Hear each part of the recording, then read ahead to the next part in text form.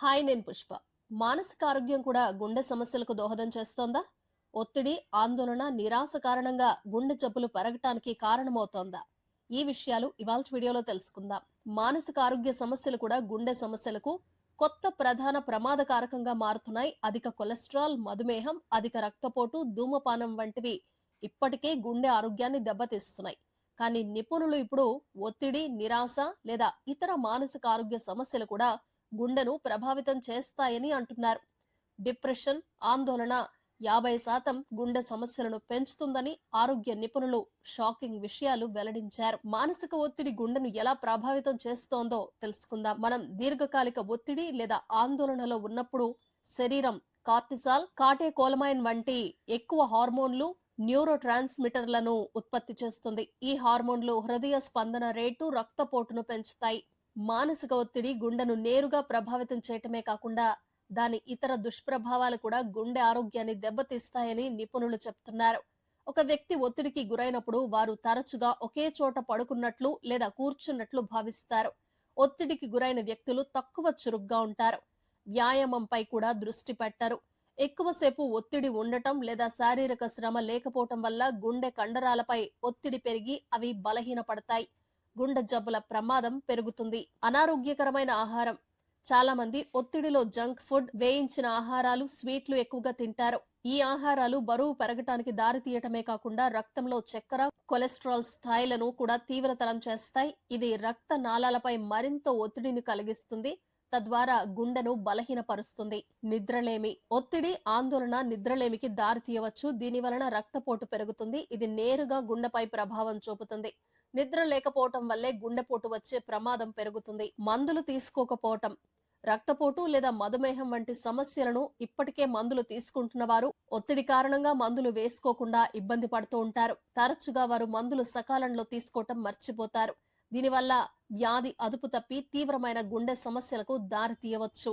చూశారు కదా, మానసిక అనారోగ్యం కూడా గుండె సమస్యలకు దోహదం చేయవచ్చు. ఇది ఇవాల్టి వీడియో. మరొక చక్కటి వీడియోలో మళ్ళీ కలుద్దాం. కీప్ వాచింగ్ టీవీ21 ద బెటర్ చాయిస్. నేను మీ పుష్ప. మీలో ఈ లక్షణాలున్నాయా? అయితే విటమిన్ డి లోపం ఉన్నట్లే. తరచుగా అనారోగ్యం.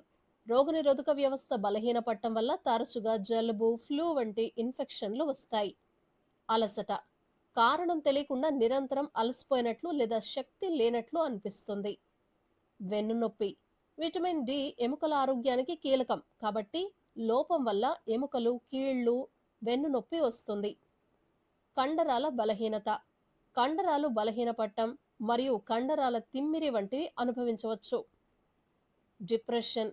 మూడ్ మార్పులు, విచారం లేదా నిరాశ వంటి భావాలు కలగవచ్చు. గాయాలు నెమ్మదిగా మానటం.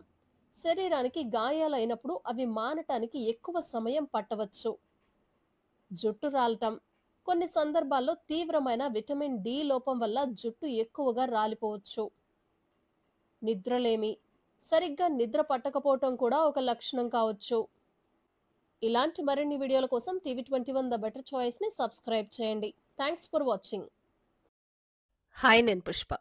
ప్రపంచవ్యాప్తంగా గర్భాశయ క్యాన్సర్ కేసులు వేగంగా పెరుగుతున్నాయి. అయితే స్త్రీలలో గర్భాశయ క్యాన్సర్ వచ్చే ముందు ఏ లక్షణాలు కనిపిస్తాయి, దాన్ని ఎలా నివారించాలో ఇప్పుడు తెలుసుకుందాం. ప్రపంచవ్యాప్తంగా మహిళల్లో గర్భాశయ క్యాన్సర్ కేసులు వేగంగా పెరుగుతున్నాయి. ప్రపంచ ఆరోగ్య సంస్థ WHO ప్రకారం ప్రతి సంవత్సరం సుమారు 6 లక్షల మంది మహిళలు ఈ వ్యాధితో బాధపడుతున్నారు. దాదాపు 3 లక్షల మంది మహిళలు దీనివల్ల మరణిస్తున్నారు. గర్భాశయ క్యాన్సర్ కు ప్రధాన కారణం హ్యూమన్ పాపిలోమా వైరస్ HPV అనే ఇన్ఫెక్షన్. ఇది లైంగిక సంపర్కం ద్వారా వ్యాపిస్తుంది. ఈ వైరస్ క్రమంగా గర్భాశయ కణాలను మార్చి క్యాన్సర్ కు దారితీస్తుంది. కొన్నిసార్లు ఈ ఇన్ఫెక్షన్ దానంతట అదే తగ్గిపోతుంది. కానీ కొన్ని సందర్భాల్లో ఇది చాలా కాలం పాటు కొనసాగి తీవ్రంగా మారుతుంది. ఈ వ్యాధి ముఖ్యంగా చిన్న వయసులోనే సంభోగం చేసే బహుళ లైంగిక భాగస్వాములను కలిగి ఉన్న లేదా బలహీనమైన రోగనిరోధక వ్యవస్థలు ఉన్న మహిళల్లో కనిపిస్తుంది. అంతేకాకుండా ధూమపానం చేసే మహిళలకు గర్భాశయ క్యాన్సర్ వచ్చే ప్రమాదం ఎక్కువగా ఉంటుంది. లక్షణాలు ఎలా ఉంటాయో ఇప్పుడు తెలుసుకుందాం. గర్భాశయ క్యాన్సర్ సాధారణంగా దాని ప్రారంభ దశలో ఎటువంటి స్పష్టమైన లక్షణాలను చూపించదు. కానీ వ్యాధి పెరిగే కొద్దీ కొన్ని సంకేతాలు కనిపిస్తాయి. అత్యంత సాధారణ లక్షణాలలో అసాధారణ యోని రక్తస్రావం ఉంటుంది. ఉదాహరణకు ఋతుస్రావాల మధ్య, సంభోగం తర్వాత లేదా ఋతువిరతి తర్వాత అదనంగా దుర్వాసనతో కూడిన యోని స్రావం, సంభోగం సమయంలో నొప్పి, అలసట లేదా బలహీనత కూడా సంభవించవచ్చు. చాలా మంది మహిళలు బరువు తగ్గటం, ఆకలి లేకపోవటం, వాపు వంటి లక్షణాలను కూడా అనుభవిస్తారు. ఇన్ఫెక్షన్ వ్యాపిస్తే కాళ్లల్లో నొప్పి లేదా వాపు, మూత్ర విసర్జనలో ఇబ్బంది కూడా సంభవించవచ్చు. ఈ సంకేతాలన్నీ ముందస్తు రోగ నిర్ధారణ, చికిత్స అవసరాన్ని సూచిస్తున్నాయి. గర్భాశయ క్యాన్సర్ ను నివారించే మార్గాలేంటో తెలుసుకుందాం. హెచ్పివి వ్యాక్సిన్ తప్పకుండా తీసుకోండి. ఇది 9 నుంచి 26 సంవత్సరాల మధ్య అత్యంత ప్రభావవంతంగా ఉంటుంది. ప్రతి 3 సంవత్సరాలకు ఒకసారి పాప్ స్మియర్ పరీక్ష చేయించుకోండి. ధూమపానం, పొగాకు వినియోగం పూర్తిగా మానేయండి. ఆరోగ్యకరమైన ఆహారం, క్రమం తప్పకుండా వ్యాయామం చేయటం ద్వారా రోగనిరోధక శక్తిని పెంచుకోండి. అసాధారణ రక్తస్రావం లేదా నొప్పి వంటి లక్షణాలను విస్మరించవద్దు. వెంటనే వైద్యుణ్ణి సంప్రదించండి. ఈ వీడియో నచ్చినట్లయితే తప్పకుండా లైక్ చేయండి, షేర్ చేయండి. ఇలాంటి మరిన్ని వీడియోల కోసం TV21 ద బెటర్ చాయిస్ ని ఇప్పుడే సబ్స్క్రైబ్ చేసుకోండి. నేను మీ పుష్ప. థ్యాంక్స్